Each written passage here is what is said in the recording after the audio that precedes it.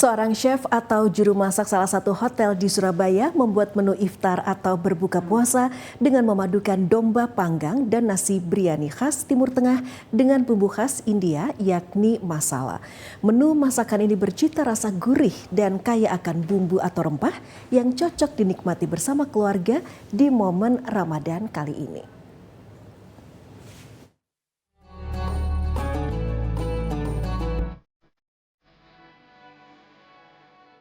Seperti inilah keunikan dari masala roasted of lamb with kebuli rice atau masala domba panggang dengan nasi biryani hasil olahan Purbo Wibisono, seorang juru masak hotel di Surabaya.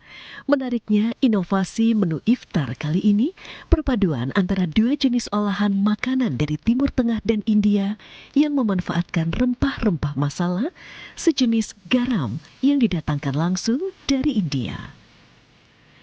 Pengolahannya cukup sederhana, yakni dengan memarinasi daging domba atau kambing dengan rempah masala selama 1 hari, kemudian dipanggang hingga matang kecoklatan. Dalam proses penyajiannya, daging domba masala ini akan disandingkan dengan nasi khas Timur Tengah seperti nasi kebuli, nasi biryani, ataupun nasi mandi. Jadi lem masala kita biasanya kita sajikan dengan kambing guling, kita dengan bumbu yang berbeda dengan bumbu ala India. Jadi kita bumbu dengan garam masala, kita marinate, terus kita panggang, dan kita sajikan dengan nasi mandi dan nasi biryani. Jadi kita marinate dulu, jadi kambing putih kita marinate dulu seharian, baru kita panggang. Ya, kita temukan ciri rasa mas, karena di Indonesia jarang ditemuin, dan kita yang memang nggak temuin di Indonesia, kita akan impor langsung dari India.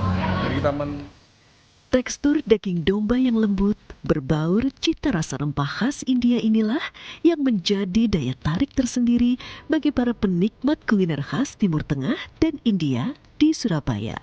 Terlebih di momen buka puasa di Ramadan tahun ini. Iya, soalnya menurut saya itu makanan India cocok untuk buka bersama teman-teman, ataupun keluarga, ataupun sama orang yang kita cintai gitu mas. Karena menu-menu India itu makanannya berat, jadi bikin kenyang, enak. Dan di hotel ini makanan India itu bumbunya langsung dari sana. Jadi menurut saya ini yang membedakan dari resto lainnya dan kenapa saya memilih di sini. Selain menu daging domba masala, juru masak hotel juga menyiapkan puluhan menu unik lainnya seperti panipuri saus mint, kopi pasir Turki, rasgula, hingga chicken tandoori. Paketan menu hidangan tersebut dibanderol di harga Rp300.000. Atiko Hasan, JTV. Jadi momen istimewa bagi seluruh umat muslim, tak terkecuali para penyandang disabilitas. Salah satunya warga di tempat rehabilitasi sosial Bina Netra yang menghabiskan waktu Ramadan dengan bertadarus Al-Quran Braille.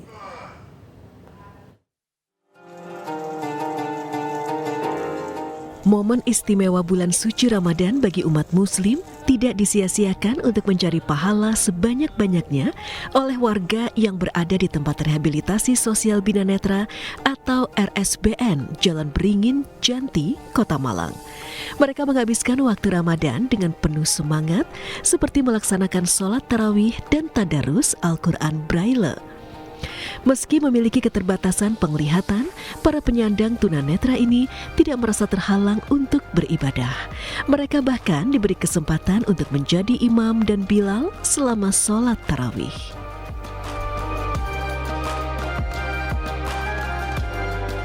Semoga di bulan Ramadan ini teman-teman walaupun dengan keterbatasannya, teman-teman bisa memanfaatkan bulan Ramadan ini sebaik mungkin untuk memperbanyak meraih pahala sebanyak mungkin untuk meningkatkan keimanan dan ketakwaan kita kepada Allah SWT. Dan mungkin untuk teman-teman walaupun kita punya keterbatasan, kita jangan mengeluh ataupun merasa lemah dalam untuk menjalankan ibadah sama Allah SWT. Kegiatan diawali usai berbuka puasa sekitar 50 orang penyandang tunanetra langsung menuju Masjid An-Nur untuk melaksanakan sholat Isya, tarawih, dan witir. Kemudian dilanjutkan dengan tadarus Al-Quran Braille secara bergantian. لنعلم من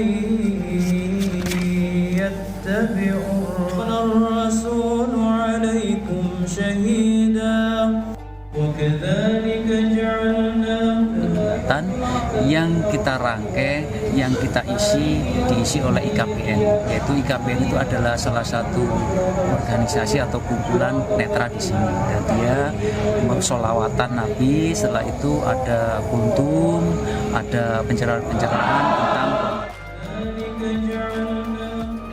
Dengan semangat dan ketakwaan yang tinggi, para penyandang tunanetra di RSBN Janti Kota Malang membuktikan bahwa keterbatasan fisik bukan penghalang untuk meraih berkah Ramadan. Ali Mahrus, JTV. Berdiri sejak tahun 1825, Langgar Gantung di Jalan Kemuning, Pelosok Kerep, Kecamatan Sananwetan, Kota Blitar ini jadi salah satu bukti penyebaran agama Islam di Blitar. Langgar atau musola yang sudah berdiri hampir 2 abad ini bahkan masih mempertahankan bentuk dan bahan bangunan aslinya. Informasi ini akan mengakhiri Pojok Pitu hari ini, pemirsa. Senin 3 Maret 2025. Mewakili kru yang bertugas, saya Mustika Ratna pamit undur diri. Selamat malam pemirsa, salam JTV 100% Jawa Timur.